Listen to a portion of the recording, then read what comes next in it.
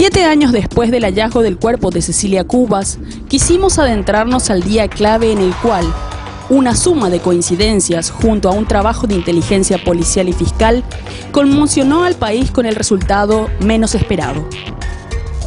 El 15 de febrero del 2005 ya habían pasado 147 días del secuestro de Cecilia Cubas.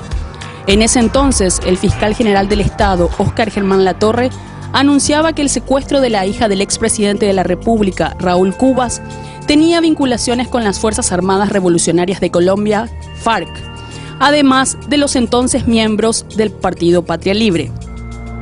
Latorre afirmaba además que la joven secuestrada seguía con vida, pero la historia cambió desde ese día, cuando el investigador policial, el comisario Francisco Resquín, asignado a la unidad antisecuestro, realizó el seguimiento de los integrantes de una vivienda ubicada en la ciudad de Ñemby durante un mes y decidió efectuar un allanamiento en busca de evidencias.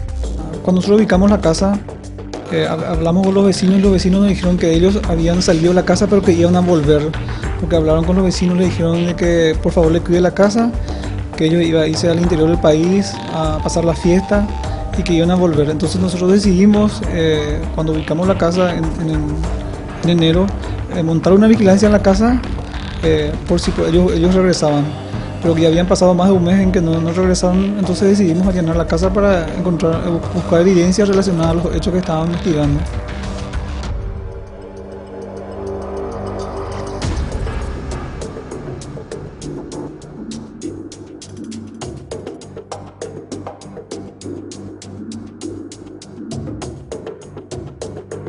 Sin conocimiento de la prensa, el allanamiento de una casa ubicada en las calles Las Palmas 342, entre Primera y Segunda, del barrio Embocayatí de Ñemby, comenzó ese 16 de febrero del 2005 entre las 10 y 11 de la mañana. Como dato anecdótico para la historia, quedará que este allanamiento iba a ser dirigido por el fiscal Arnaldo Yucio.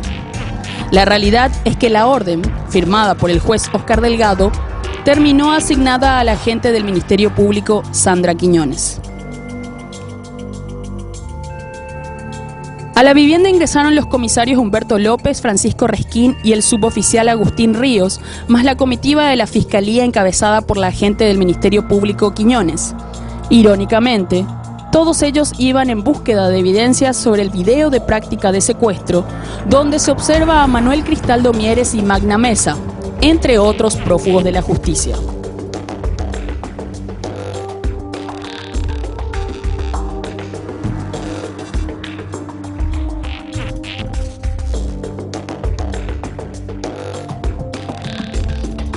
Antes de ingresar, intentamos ingresar por la puerta principal y me doy cuenta de que tenía mirillas. Las mirillas no es muy normal en una casa, en un barrio como en Embocayatí, ¿verdad? Nadie tiene mirillas. Entonces yo le dije al comisario, qué llamativo esto, le dije, e ingresamos por la parte del estacionamiento. Luego fuimos a un costado, la casa estaba toda cerrada, entonces la Policía Nacional forzó una de las ventanas y por ahí ellos empiezan a ingresar y el comisario Resquín me empieza a decir, doctora, estamos encontrando elementos, hay aparato de presión, hay algunos pelos, hay demasiados elementos componentes de explosivos, me dice hay chalecos, me dice que en confección hay una cantidad de elementos, ¿verdad?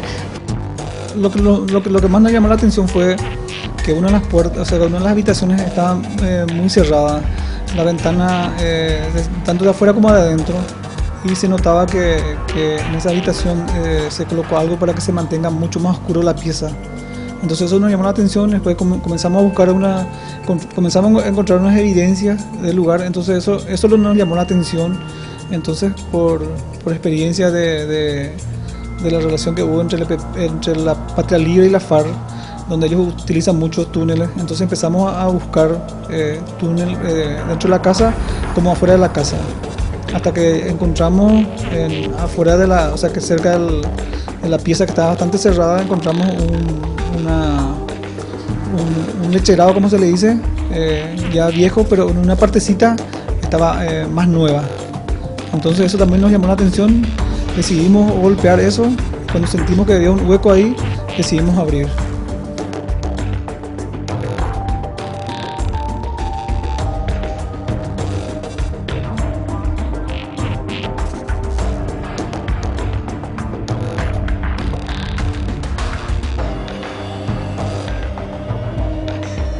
Cuando los policías sacaron las evidencias halladas en ese pozo, se dieron cuenta de que había un túnel que conectaba a una cámara subterránea. En ese momento, fueron llamados los bomberos de la policía y los voluntarios, quienes ingresaron a la misma.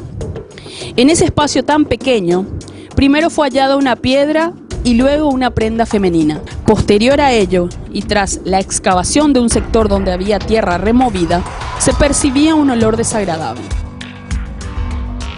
Nosotros solamente fuimos llamados para apoyo con equipos de respiración autónoma, que son esos equipos que tienen aire dentro, ¿verdad?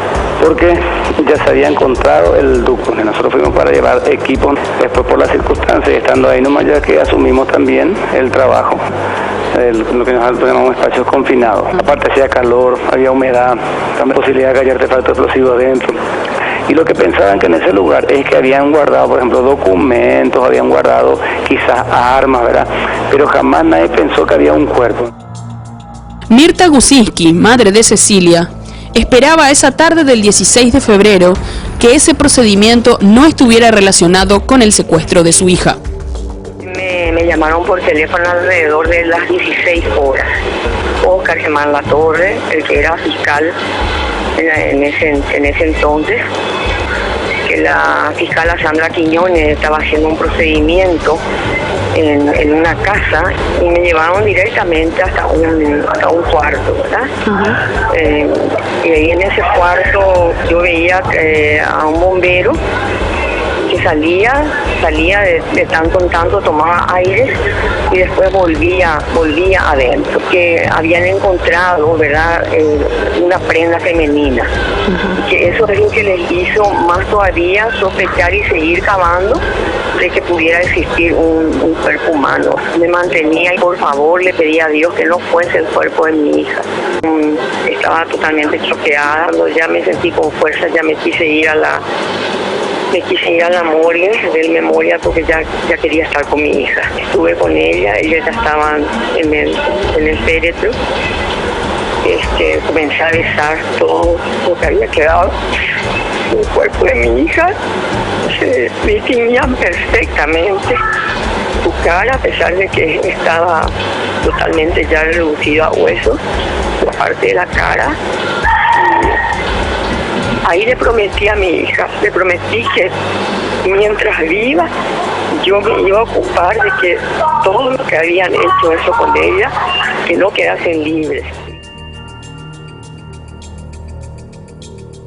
Las tapas de los diarios de aquel 17 de febrero del 2005 impactaron con la triste noticia al confirmarse el hallazgo del cuerpo sin vida de Cecilia Cubas, quien fue secuestrada el 21 de septiembre del 2004. Años después, el mismo grupo armado que estuvo detrás del secuestro y asesinato de Cecilia, como detrás de otros secuestros, sigue vigente.